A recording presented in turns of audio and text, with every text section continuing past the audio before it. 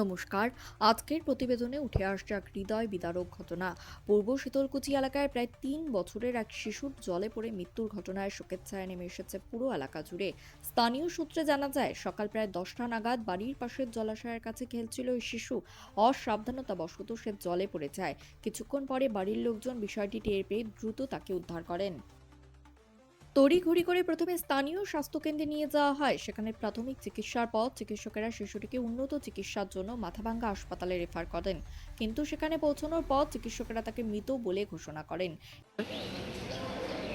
এই সকাল 10টার দিকে আর কি হই আল্লাহ শুরু হইলো বাড়িতে।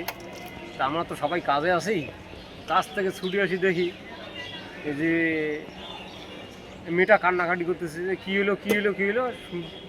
জিজ্ঞেস করি, বাড়ির লোক বলতেছে যে ওর বাচ্চাটা জলে পড়ছে। কোথায়? পরে দৌড়ে গিয়ে দেখি বাচ্চাটা জলে পড়ছে ঠিকই। ওকে বাইরে নিয়ে গেছে, হসপিটালে নিয়ে আসার জন্য। ও বাইরে দাঁড়িয়ে বাড়ির বাইরে অপেক্ষা করতেছিল। ওখানে গিয়ে আমি দেখলাম বাচ্চাটা একদম নিস্তেজ হয়ে গেছে। সাথ সাথ গাড়িতে তুলে বাইকে তুলে শিলকুচি হসপিটালে নিয়ে আসা হলো। ওখানে নিয়ে আসার পর ওখানে প্রাথমিক ট্রিটমেন্ট করার পর ওখানকার ডাক্তারবাবু মাথাভাঙা রেফার করল।